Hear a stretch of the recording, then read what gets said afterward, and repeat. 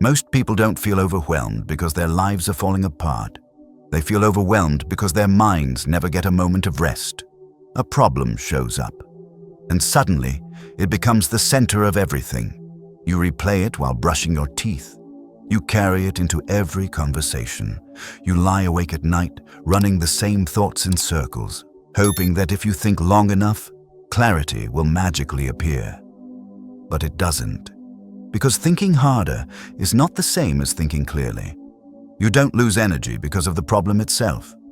You lose energy because your attention stays trapped on it. When your mind fixates on what's wrong, it slowly forgets how to move forward. Emotion takes the wheel. Perspective narrows. And even simple decisions start to feel heavy. If you've ever felt mentally exhausted without doing anything physically demanding, if you've ever noticed how one unresolved issue can drain your motivation for everything else, if you've ever told yourself, "I know what I should do," yet still feel stuck, this audiobook is for you. Not because you're broken, not because you lack discipline or intelligence, but because no one ever taught you how to manage your focus when life gets complicated. This is not a talk about positive thinking. It's not about ignoring problems or pretending everything is fine. And it's definitely not about forcing yourself to feel motivated. This is about training your mind to respond differently. Because here's a truth most people never stop to question. The problem is rarely the real threat. The way your mind reacts to it is. A mind that stays locked on problems contracts. It tightens. It feels smaller, weaker, and more helpless with every repeated thought. But a mind trained to look for solutions expands. It regains control. It shifts from emotional reaction to deliberate action. That shift changes everything. When you focus only on what's wrong, your nervous system stays on edge. Your body prepares for danger instead of movement, and clarity disappears. But when you focus on what can be done next, even if it's small, your system settles. Your breathing slows, your thinking sharpens, and momentum quietly returns. This audiobook is designed to guide you back to that state. Over the next 60 minutes, you won't be asked to solve your entire life. You won't be asked to make drastic changes or set unrealistic goals. You'll be asked to do something far more powerful. You'll learn how to interrupt mental loops that keep you stuck. You'll learn how to separate facts from the stories your emotions attach to them. You'll learn how to regain clarity when your thoughts feel crowded and loud. Most importantly, you'll learn how to train your mind to move toward solutions instead of feeding problems. Because clarity is not something you wait for. It's something you practice. And when your mind becomes clear, action becomes simple. Not easy, but simple. By the end of this audiobook, you won't feel like life suddenly has no challenges. But you will feel steadier, more grounded, more capable of meeting problems without being consumed by them. This is where calm replaces chaos. This is where focus replaces overthinking. This is where you stop asking why things are happening and start deciding what to do next. Let's begin. Chapter 1. Problems are not the enemy. Most people treat problems as threats. Something to fear, something to avoid, something that must disappear before they can feel calm again. But that belief quietly creates more damage than the problem itself. A problem is not an enemy. It doesn't arrive to punish you. It arrives to reveal something about your environment, your habits, your decisions, or your current way of thinking.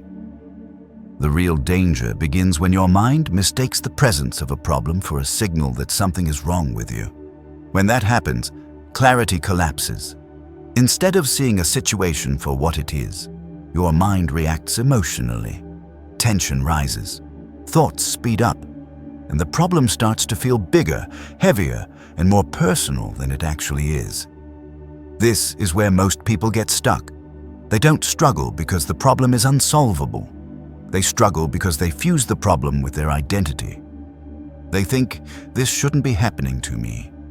Or, if I were smarter, stronger, or more disciplined, this wouldn't exist. And in that moment, the problem stops being information. It becomes a judgment. But problems were never meant to be judgments. They are signals. A signal that something needs attention. A signal that something needs adjustment. A signal that there is a gap between where you are and where you want to be. That's all. When you remove emotion from the equation, problems become neutral. They don't carry meaning. They don't attack your worth. They simply point. Yet most minds are not trained to see them this way. From a young age, we are conditioned to associate problems with failure. Mistakes mean punishment.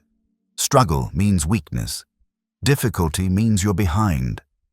So when problems appear in adult life, financial pressure, relationship tension, uncertainty about direction, the nervous system reacts as if danger is present. The body tightens. The mind goes into defense mode. And instead of asking, "What is this showing me?" the mind asks, "How do I make this stop?" That shift changes everything. When your goal becomes escaping discomfort rather than understanding it, your thinking narrows. You rush. You overthink. You replay the same scenarios without resolution. This is why problems feel exhausting. Not because they require effort, but because emotional resistance consumes energy. A problem observed calmly takes far less power than a problem resisted emotionally. Think about this carefully. Two people can face the same situation. One feels overwhelmed, anxious, and stuck. The other feels focused, grounded, and decisive. The difference is not intelligence, it's not confidence, it's not luck, it's an interpretation. One sees the problem as a threat to their stability. The other sees it as a situation that requires a response. One collapses inward, the other moves outward. This audiobook is built on a simple but often ignored principle. A problem does not control your state. Your relationship to the problem does. When you treat problems as enemies, you fight them emotionally. When you treat problems as data, you work with them strategically. And strategy always outperforms emotion. Here is where clarity begins. A problem is unprocessed information. It exists because something has not been addressed, adjusted, or decided yet. Once you see it that way, the emotional charge weakens. Instead of saying, "This is ruining my life," you say, "This is pointing to something I need to handle." That single shift creates space. Space between the problem and your reaction. Space between emotion and action. Space where clarity can return. Most people never create that space. They react immediately. They spiral. They assume urgency where none exists. But urgency is often an illusion created by emotion. Clear thinking begins when you slow the moment down, not by ignoring the problem, but by refusing to let it hijack your nervous system. When a problem appears, your first task is not to solve it. Your first task is to stabilize your mind. Because an unstable mind cannot produce clean solutions. You don't need answers right away. You need calm first. Calm allows you to see options. Calm allows you to prioritize. Calm allows you to decide what actually matters. Without calm, every problem feels equal. And when everything feels equally urgent, nothing gets resolved. This is why emotional control is not a personality trait. It is a skill. A trained mind does not deny discomfort. It observes it. It notices the tightening in the chest, the racing thoughts, the urge to react. And instead of obeying those signals, it pauses. That pause is power. In that pause, the problem shrinks back to its true size. It becomes manageable. It becomes specific. It becomes workable. Most problems are not massive. They only feel massive when viewed through emotional distortion. Once emotion steps back, reality becomes clearer. You begin to ask better questions. What part of this is within my control? What decision have I been avoiding? What action, if taken, would reduce this tension even slightly? These are solution-oriented questions, and they cannot be accessed when the mind is busy defending itself. This chapter is not about minimizing your challenges. It's about reframing your relationship with them. You don't need a life without problems. You need a mind that doesn't collapse when problems appear. When you stop treating problems as enemies, you stop wasting energy fighting reality. You redirect that energy toward movement.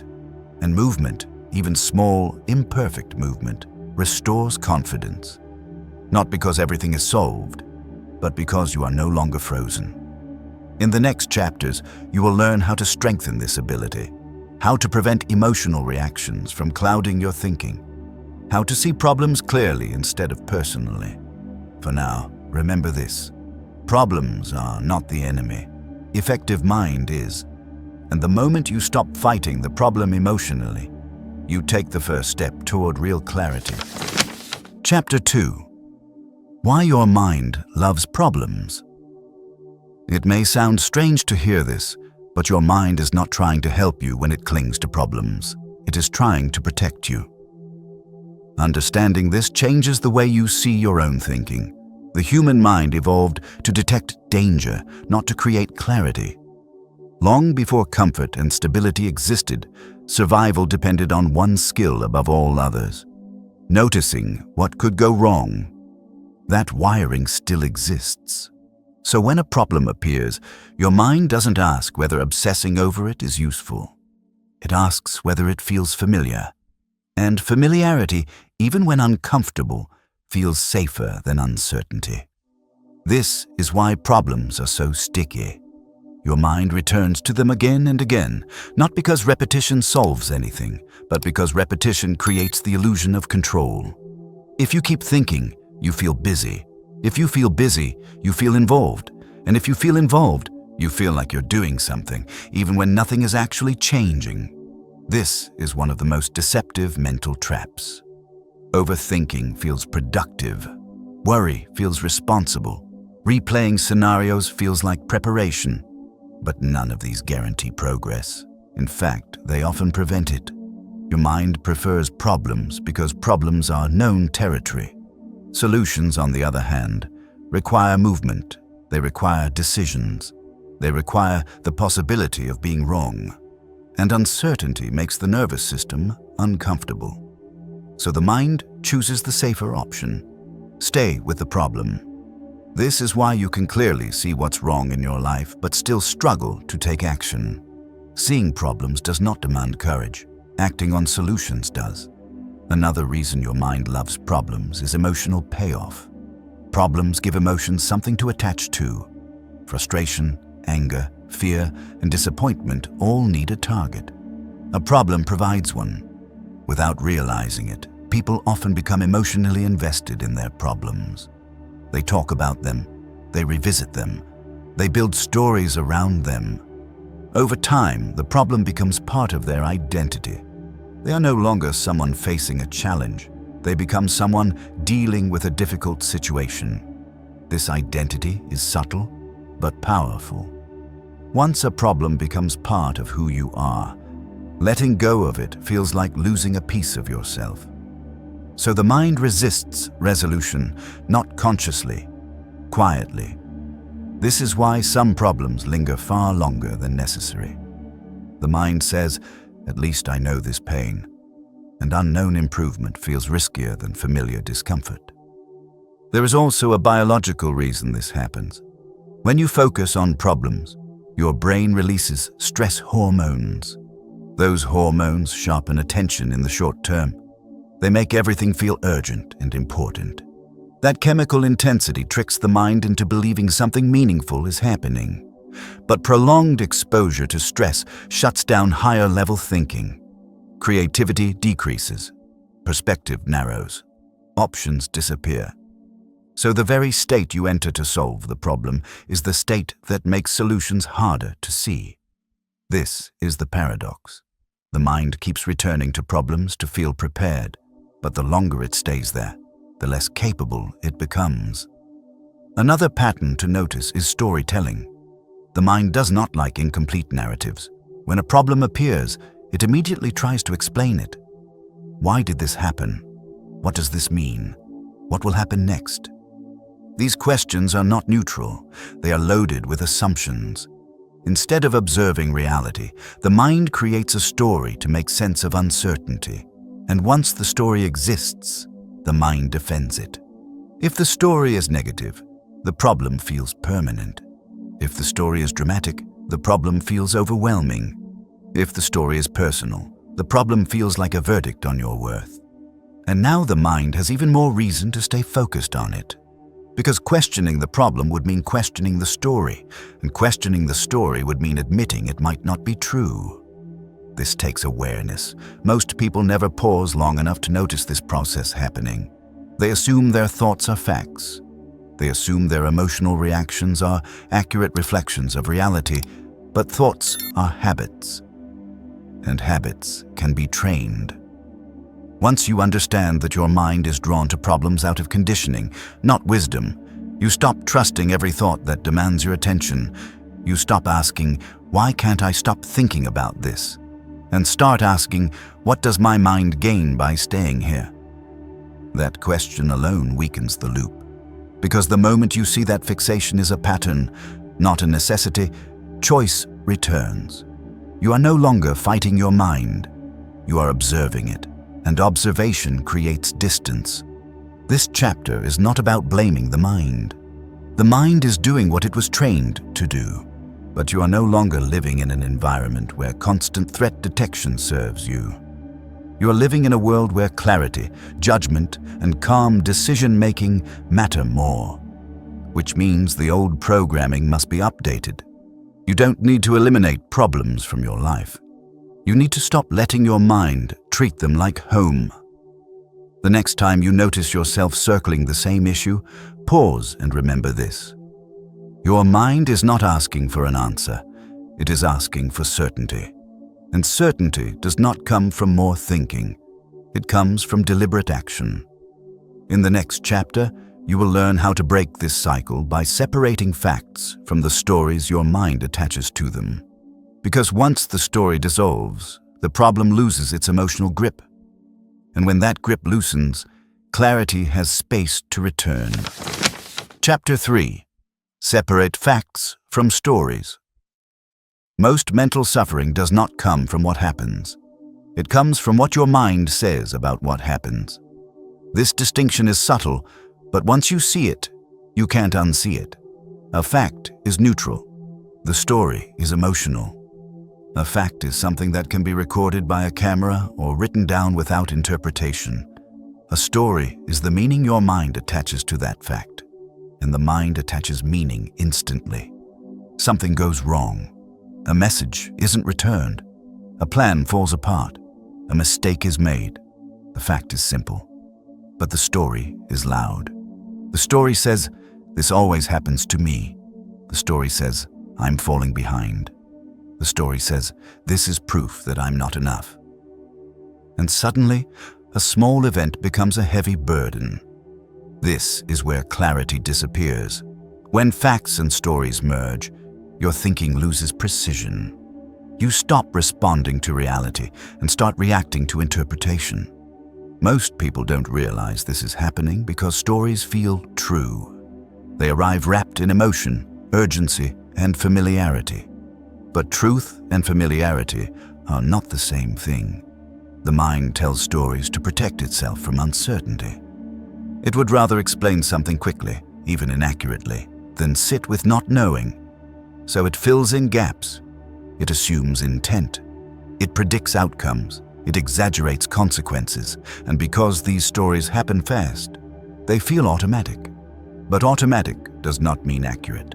Here's the discipline that changes everything. Learning to pause long enough to separate the two. Fact first, story second. Let's slow this down. A fact answers the question, what happened? Nothing more. A story answers the question, what does this mean about me, my future, or my worth? The problem is that the mind treats the second answer as if it were part of the first. Once that happens, emotion takes over. You feel anxious not because of the fact, but because of the story. You feel discouraged not because of the situation, but because of the meaning you've attached to it. And as long as the story remains unquestioned, the emotion feels justified. This is why people say, "I can't stop feeling this way." They're right. As long as the story stays intact, the feeling will stay too. Clarity begins when you challenge the story, not the fact. You don't argue with reality. You investigate interpretation. This is not denial, it's accuracy. When you separate facts from stories, problems shrink to their true size, not because they vanish, but because they stop carrying unnecessary weight. Here's a simple practice. When something triggers a strong emotional reaction, stop and write down exactly what happened. No adjectives, no explanations, just observable details. That is the fact. Then write down everything your mind is saying about it. All the assumptions, all the predictions, all the conclusions. That is the story. Most people are shocked when they do this for the first time. They realize how little of their stress comes from reality and how much comes from interpretation. The story often includes words like always, never, everyone, or nothing. These are signs of distortion. Reality is specific. Stories are broad. Reality is grounded. Stories are dramatic. Once you see the story clearly, you gain leverage. You can ask better questions. Is this story the only possible explanation? Is it the most useful one? Would I speak to someone else this way? These questions don't eliminate problems. They eliminate exaggeration, and exaggeration is what drains energy. Another important point: stories feel personal. Facts don't.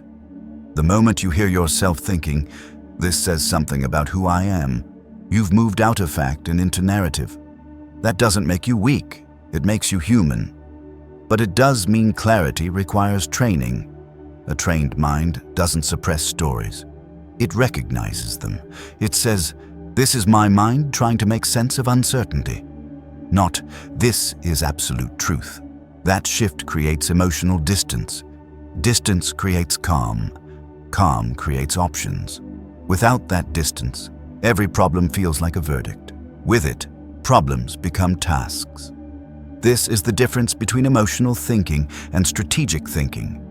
Emotional thinking asks, "Why is this happening to me?" Strategic thinking asks, "What information is here?" One drains power, the other restores it. You don't need to stop your mind from telling stories.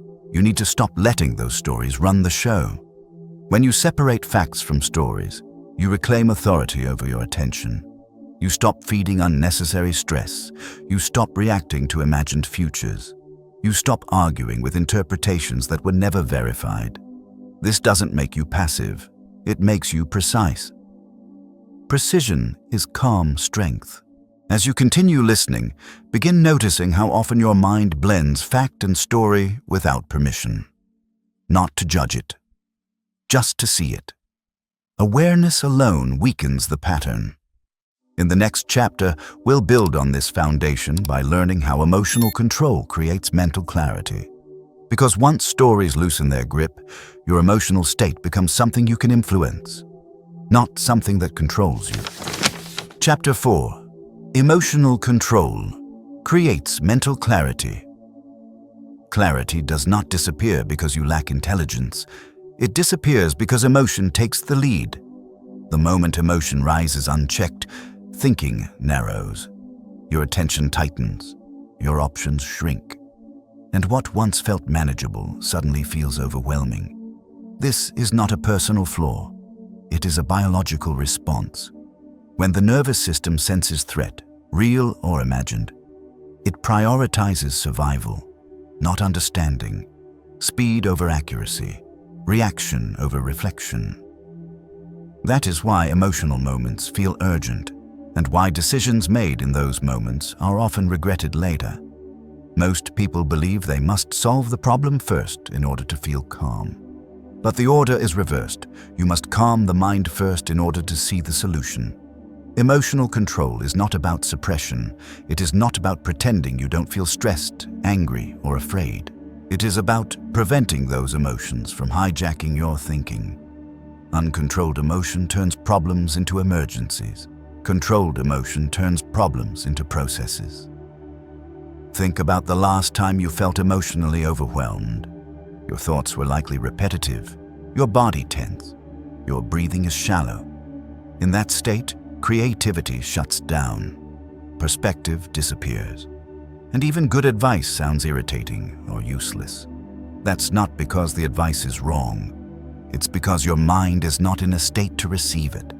This is why emotional control is foundational. Without it, no technique works, no strategy sticks, no solution feels accessible. The mistake most people make is waiting for emotion to pass on its own. They distract themselves. They avoid the problem. They hope time will soften the feeling. Sometimes it does. Often it doesn't, because emotion feeds on attention. The more you engage with it mentally, the longer it stays active. The more you argue with it, the stronger it becomes. Control begins with interruption. The first skill is recognizing when emotion is rising, not after it has taken over, at the moment it begins. This requires awareness of the body, tightness in the chest, clenched jaw, shallow breathing, racing thoughts. These are not signs of weakness. They are early warning signals. A trained mind notices them and pauses. That pause is not passive. It is deliberate. You stop trying to solve the problem. You stop replaying the story. You stop reacting, and you shift your focus to regulation. Slow the breath. Relax the shoulders. Ground attention in the present moment. This may sound simple, but simplicity does not mean insignificance. Physiological calm restores cognitive access. When the body settles, the mind follows. This is why calm is strategic. A calm mind can see distinctions. It can prioritize. It can separate what matters from what doesn't. An emotional mind cannot. This is where many people resist. They think, if I calm down, I'll stop caring. Or, if I don't stay emotionally engaged, nothing will get fixed. But emotion is not commitment. Intensity is not effective. In fact, excessive emotion often blocks resolution. Consider this truth carefully.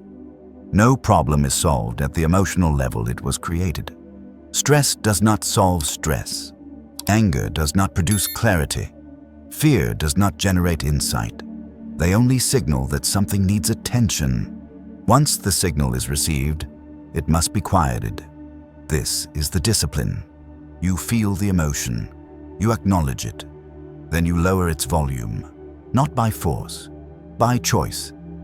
This is where control becomes empowerment. You are not eliminating emotion. You are leading it. Leading emotion means deciding when it speaks and when it listens. When emotion leads, it demands immediate relief. When logic leads, it asks for the next effective step. Both exist, but only one should be in charge. Emotional control also changes how you perceive time. Under emotional pressure, everything feels urgent. You feel rushed to decide, pressured to respond, forced to act immediately. But urgency is often a distortion. Most problems do not require instant action. They require correct action. And correct action requires space. That space is created through regulation. When you slow your response, you gain leverage. You stop reacting to imagined consequences. You stop defending against hypothetical futures. You start working with what is actually in front of you. This is mental clarity. It does not arrive suddenly. It returns gradually as emotional noise fades.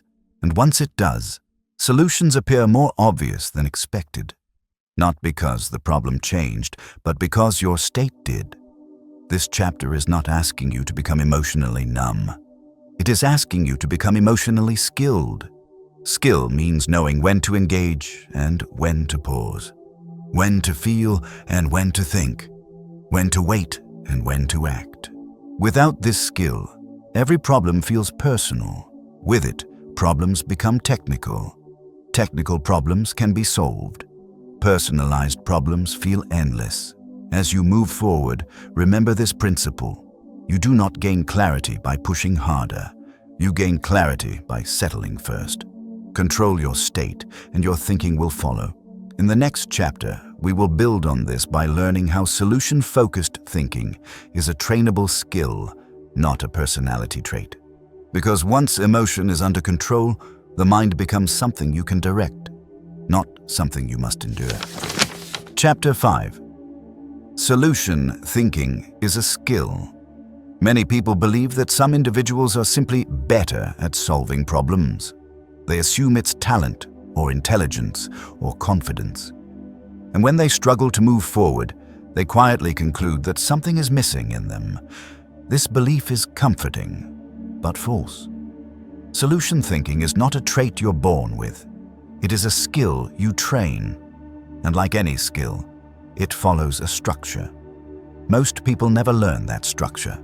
They are taught to identify problems, analyze causes, and explain emotions, but not how to move from confusion to action. So when problems appear, they do what they know how to do. They think, they worry, they analyze, they wait, and they mistake that mental activity for progress. But solution thinking begins where overthinking ends. A solution-focused mind does not ask different questions because it is smarter. It asks different questions because it has been trained to. The first difference you'll notice is direction. Problem thinking looks backward. It asks, what went wrong? It circles around blame, regret, and explanation. Solution thinking looks forward. It asks, what can I do next? It does not deny the past. It simply refuses to live there. This forward orientation is not optimistic. It is practicality. A solution-oriented mind understands something critical. You cannot change what already happened, but you can influence what happens next. That understanding alone reduces mental friction. The second difference is scale. Problem thinking tends to magnify. It treats everything as large, complex, and overwhelming. Solution thinking reduces. It breaks situations down into the smallest actionable units. Not because the problem is small, but because progress requires traction. Most people wait for a big solution. They want clarity before action, certainty before movement. But clarity rarely arrives before action. It emerges because of it. This is why solution thinking always begins with a small step. Not the perfect step, not the final step, the next controllable one. This requires discipline. A disciplined mind asks 3 questions when facing any problem. What is within my control right now? What is the smallest action that reduces friction? What can I do today without waiting for motivation?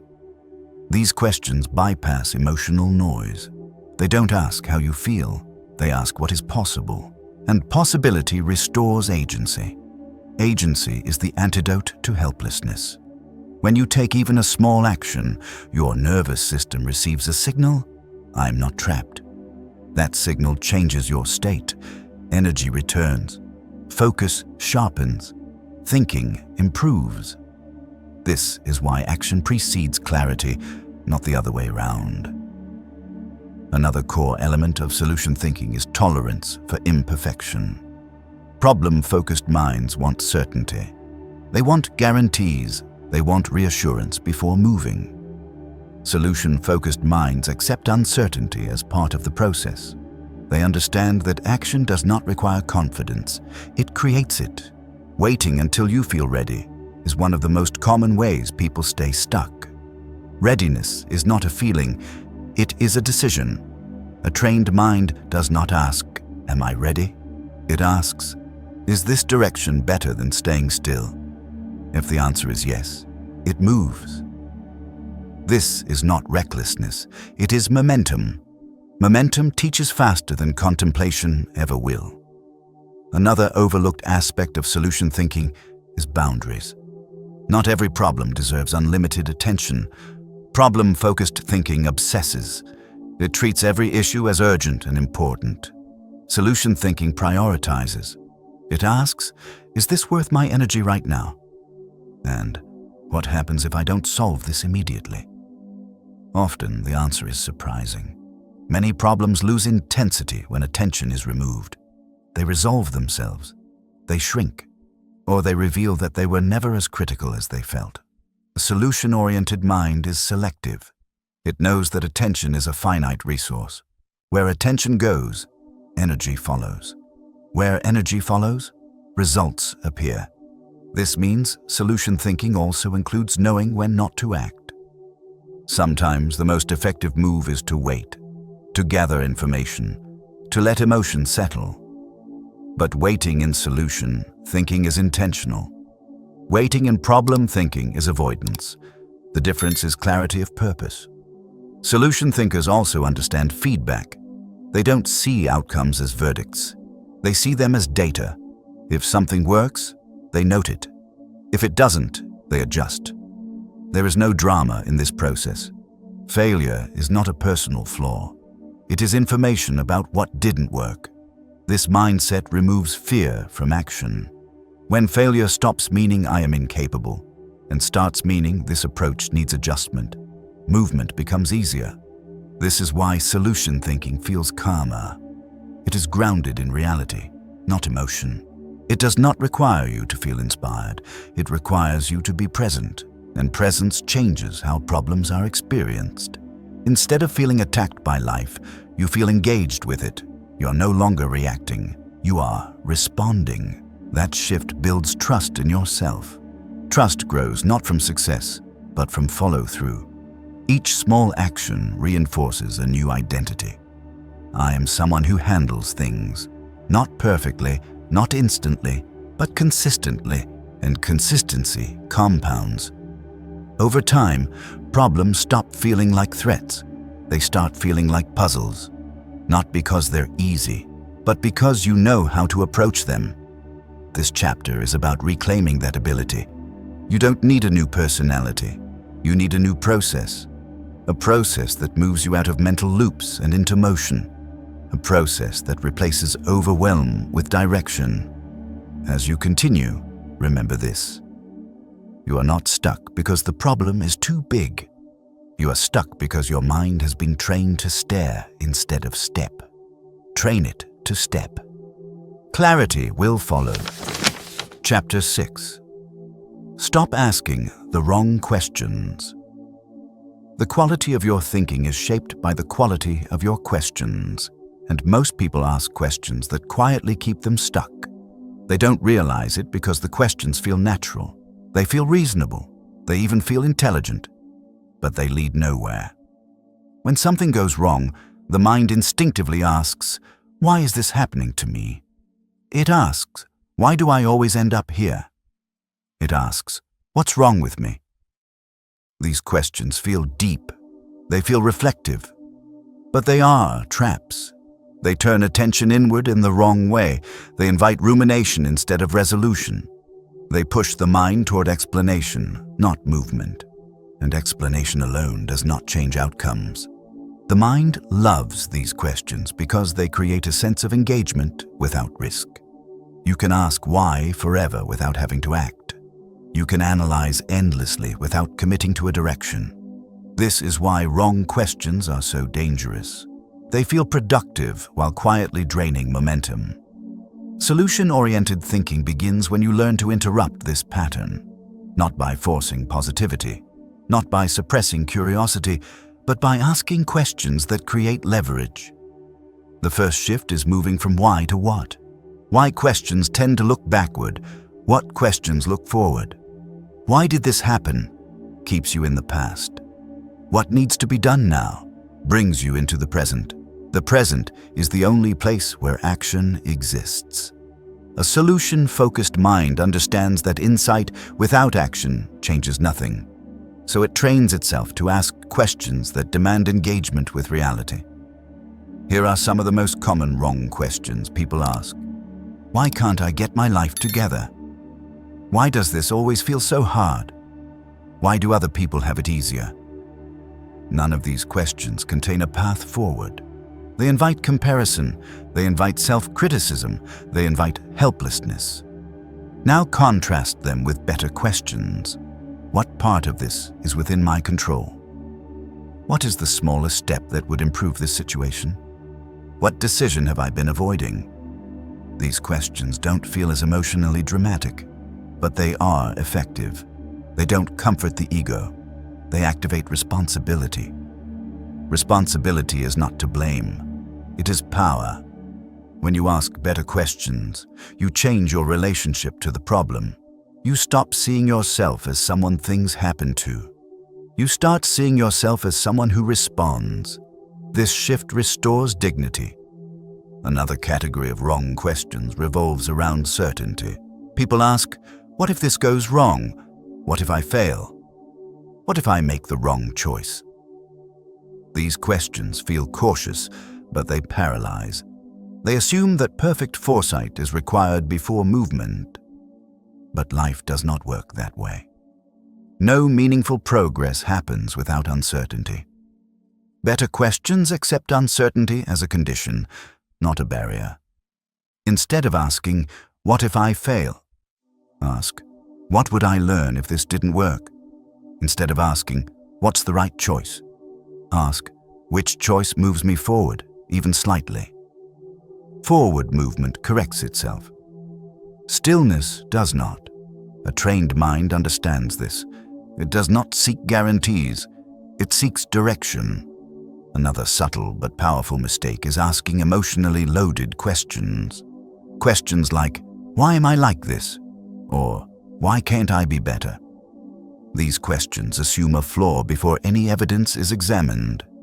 They frame the problem as a defect of identity rather than a challenge of skill or circumstance.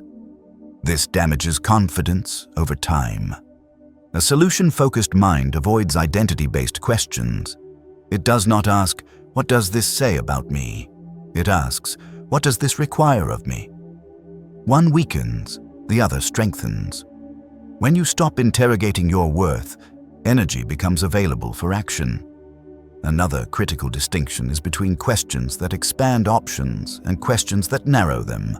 Problem-focused questions are narrow. They close doors. Why is everything falling apart? How did I mess this up? Solution-focused questions expand. What options haven't I considered yet? What would this look like if it were slightly better? Expansion creates breathing room, and breathing room is essential for clarity. Under pressure, the mind tends to ask extreme questions. It jumps to worst-case scenarios. It treats temporary difficulty as permanent failure. This is why questions matter so much. They either calm the nervous system or inflame it. A question like, what's one thing I can do in the next 24 hours? Grounds you in time and action. It lowers the emotional temperature. It brings the problem back to human scale. This is not about tricking yourself. It is about precision. Precision in language leads to precision in thought. And precision in thought leads to effective action. One of the most important questions you can train yourself to ask is this: what am I avoiding right now? Avoidance often hides behind complex thinking, behind planning, behind research, behind endless consideration. But avoidance keeps problems alive. The moment you name what you're avoiding, the problem loses some of its power, because avoidance feeds uncertainty, and uncertainty fuels fear. Action, even uncomfortable action, restores clarity. This chapter is not about memorizing the right questions. It's about noticing the effect your questions have on your state. Do they lead you toward motion or stagnation? Toward clarity or confusion? Toward responsibility or resentment? You don't need to ask perfect questions. You need to ask useful ones. Useful questions point to action. They reduce emotional charge. They respect reality. As you continue through this audiobook, begin to listen to the questions your mind asks automatically. Not to judge them, just to notice them. Then practice replacing them with questions that serve you, questions that move you forward. Because when you change your questions, you change your thinking. And when your thinking changes, your relationship with problems changes too. In the next chapter, you'll learn how to train your focus like a muscle, so your attention stops drifting back to the same problems and starts supporting real progress. That training begins with awareness. Chapter 7. Train your focus. Like a muscle, focus is not something you either have or don't have. It is something you train or neglect. Most people believe their attention is naturally weak. They blame distraction, technology, stress, or lack of discipline. But the real issue is simpler. Their focus has never been trained with intention. Attention follows habit. Where you repeatedly place your attention, your mind learns to return. This is why problems feel magnetic. Once your attention locks onto an issue, your mind keeps drifting back to it, even when nothing new is happening. Not because the problem demands it, but because your focus has been conditioned to feed it. A trained mind understands this pattern and works with it instead of fighting it. The first step is recognizing that focus is finite. You do not have unlimited mental energy. Every moment you spend revisiting the same problem drains attention from everything else. This is why constant rumination feels exhausting. It is not the problem itself that tires you. It is the repeated redirection of attention to the same mental location. Focus training begins with awareness. Notice where your attention goes when you are not directing it. Notice which thoughts pull you in without permission. Notice how often your mind revisits the same concerns. This observation is not meant to judge. It is meant to reveal patterns. Once you see the pattern, you can change it. One of the most effective tools for training focus is containment. Containment means deciding when and where a problem is allowed to exist in your mind. Most people allow problems to roam freely. They show up during work, conversations, rest, and even sleep. A solution-oriented mind creates boundaries. It says, I will think about this problem at this time, in this way. And outside that container, attention is redirected. This is not avoidance, it is discipline. Without containment, problems expand to fill all mental space. With containment, they shrink. A simple practice is time boxing. Choose a specific period to think about a problem. Write, plan, decide. When the time ends, attention moves on. When the problem returns outside that window, you remind yourself, this has already been scheduled. This trains the mind to respect structure. Another powerful principle is starving what you don't want to grow. Attention is nourishment. What you feed grows stronger. What you neglect weakens. If you continuously feed anxious thoughts with attention, they become dominant. If you stop feeding them, they lose intensity over time. This does not happen instantly, but it is reliable. Many people make the mistake of arguing with distracting thoughts. They try to reason them away. They try to suppress them. This only gives them more attention. A trained mind does something simpler. It notices the thought and redirects attention without commentary. Not forcefully, calmly. Just as you would gently guide your focus back when reading and realizing your mind has wandered. Focus is strengthened through redirection, not confrontation. Another key element is practicing deliberate attention on neutral tasks. People assume focus is trained only during intense work, but it is trained everywhere. When you eat, eat. When you walk, walk. When you listen, listen. Every time you bring your attention back to the present task, you reinforce control. This builds mental stability. A stable mind is less reactive. It does not jump from thought to thought seeking stimulation. It stays where you place it. This stability reduces the grip of problems, because problems thrive on uncontrolled attention. Another important distinction is between focus and fixation. Focus is intentional. Fixation is automatic. Focus serves a purpose. Fixation drains energy. Learning to tell the difference matters. Ask yourself, is this thought helping me move forward right now? If the answer is no, it does not deserve your full attention. This is not avoidance, it is prioritization. Solution-oriented focus asks, what deserves my attention at this moment? And the answer changes throughout the day. Another challenge many people face is mental residue. This happens when attention stays partially attached to a problem even after you move on. You are working, but not fully present. You are resting, but still thinking. This split attention reduces effectiveness everywhere. Clearing mental residue requires closure. Even small closure helps. Write the next step. Make a simple decision. Set a reminder. The mind relaxes when it knows something has been acknowledged and scheduled. Unfinished thinking is what keeps attention stuck. Focus training also requires patience. Your mind will drift. It always does. The goal is not to eliminate distraction. The goal is to notice it sooner and return faster. Each return is a repetition, and repetition builds strength. Over time, the space between distractions grows. The pull of problems weakens, and your ability to choose where attention goes improves. This is not dramatic. It is gradual, but it is powerful. Because when you control your focus, you control what grows in your mind. You stop feeding anxiety with attention. You stop rehearsing worst-case scenarios. You stop reliving the same thoughts. And in that space, clarity emerges, not as a sudden insight, but as a steady state. This chapter is about reclaiming your attention, not to become rigid, but to become deliberate, because where your focus goes, your life follows.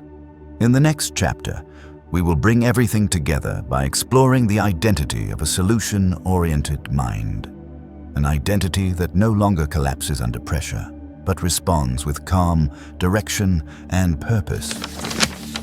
Chapter 8. Identity of a solution-oriented mind. At a certain point, understanding is no longer the issue. You may already know how to calm yourself. You may already recognize destructive thought patterns. You may already understand what needs to change. Yet under pressure, you still find yourself reacting the same way.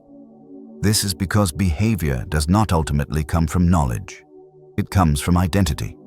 When stress appears, you don't consult techniques. You default to who you believe you are. That is why lasting change happens only when identity changes. A solution-oriented mind is not defined by constant confidence or positive emotion. It is defined by an internal stance toward life. That stance sounds simple, but it is powerful. I'm someone who handles things. Not perfectly, not effortlessly, but consistently. This identity does not say, I should be able to deal with this. It says, I will deal with this. The difference is subtle, yet profound. Should creates pressure. Will creates direction. Most people unconsciously carry an identity shaped by past overwhelm. They see themselves as someone who gets stuck, freezes, avoids, or overthinks. And once that identity is accepted, behavior follows automatically. When a problem appears, the reaction is predictable. Tension rises, self-doubt appears, action is delayed. Not because the problem is too big, but because the identity underneath it expects collapse. A solution-oriented identity changes that expectation. It does not assume ease, it assumes engagement. This identity accepts discomfort as part of progress. It does not interpret difficulty as a sign to stop. It says, this feels uncomfortable because I am stretching, not because I am failing. That interpretation alone preserves momentum. Another defining feature of this identity is responsibility without self-attack. A problem-oriented identity often swings between blame and helplessness. Either everything is your fault, or nothing is in your control. Both extremes drain power. A solution-oriented identity stands in the middle. It says, I didn't choose everything that happened, but I choose how I respond. This keeps responsibility grounded. You're not carrying the weight of the world. You're carrying only what is yours to carry. That clarity reduces overwhelm. Overwhelm comes from vague responsibility. Clarity comes from defined responsibility.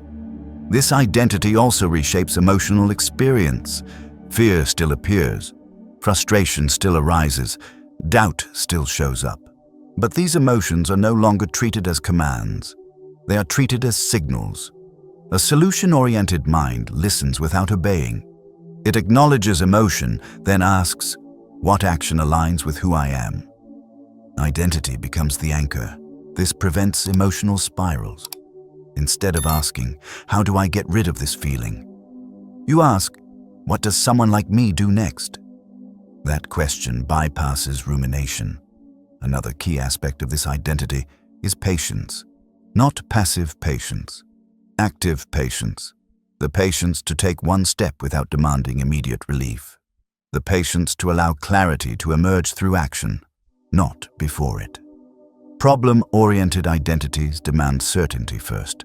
They want guarantees. Solution-oriented identities accept uncertainty as the cost of movement.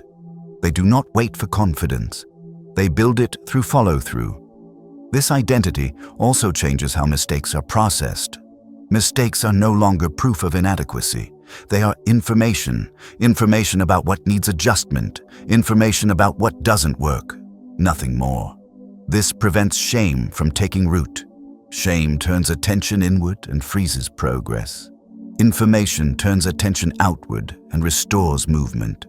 A solution-oriented identity protects forward motion at all costs. It understands that stopping completely is more damaging than choosing imperfect action. This identity is also deeply practical. It does not romanticize struggle. It does not dramatize difficulty. It asks simple, grounded questions. What matters right now? What can I control? What is the next reasonable step? These questions become automatic because they are consistent with identity. You don't force them. They arise naturally. Identity simplifies thinking. When you know who you are, decisions become easier. Another important shift happens in how time is experienced. A problem-oriented identity feels crushed by the future. It tries to solve everything at once. A solution-oriented identity lives in sequence. One step, then the next. This prevents paralysis. You stop asking, how do I fix my entire life? And start asking, what is the next correct move? This shift restores calm. Calm is not the absence of problems. It is the absence of internal resistance. A solution-oriented identity reduces resistance. You stop fighting reality emotionally. You start working with it strategically.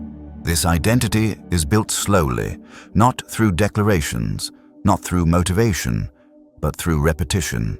Each time you respond instead of react, identity strengthens. Each time you take responsibility without self-criticism, it deepens. Each time you act while uncertain, it solidifies. These moments seem small, but they accumulate evidence.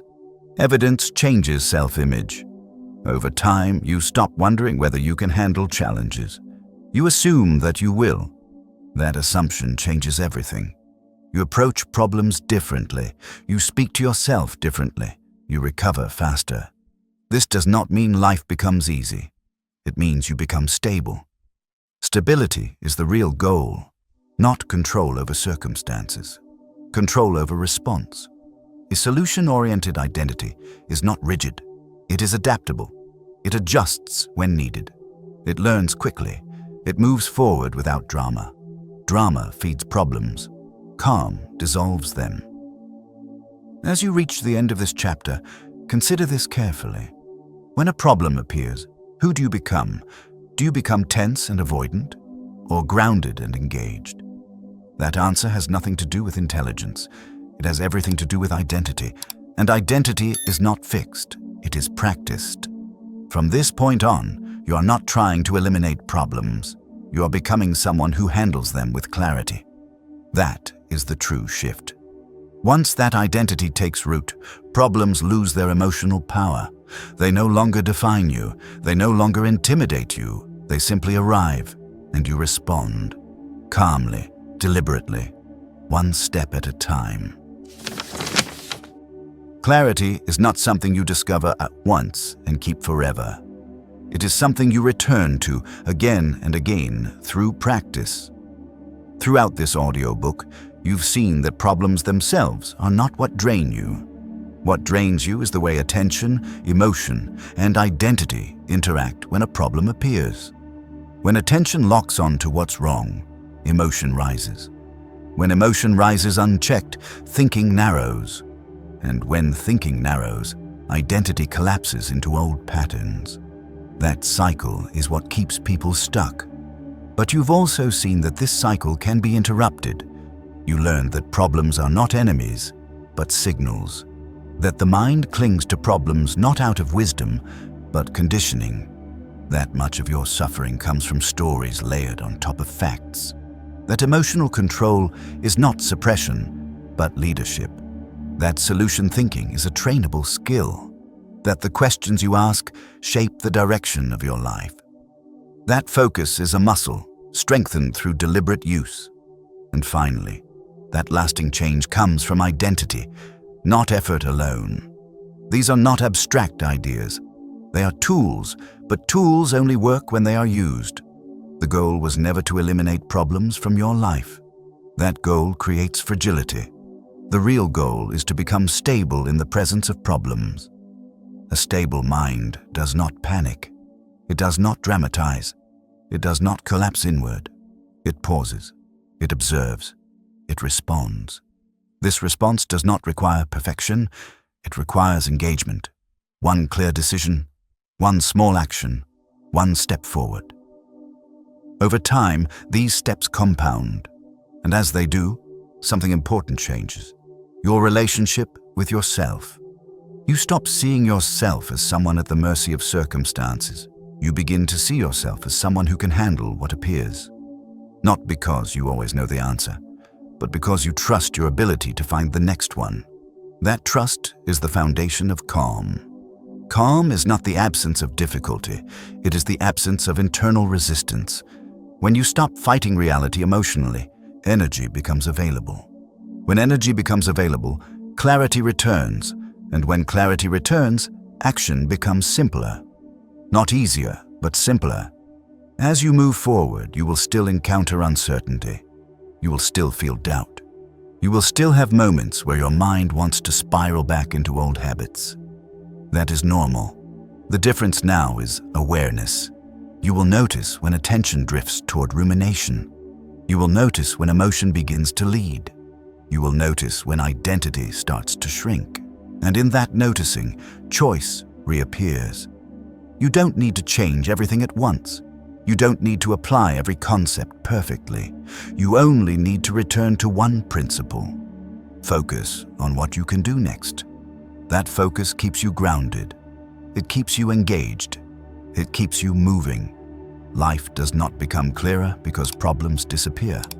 It becomes clearer because your mind learns how to relate to them differently. And that skill is always available to you. Whenever you feel overwhelmed, return to the basics. Separate facts from stories. Lower emotional intensity. Ask better questions. Take a small step. Clarity is built this way, quietly, consistently, without drama. This audiobook does not end your challenges. It changes how you meet them. From this point on, problems are no longer something to fear. They are something to work with. And you are no longer someone waiting for life to be easier. You are someone capable of thinking clearly, even when it isn't. That is the real outcome. And it is something you can carry with you long after this audiobook ends.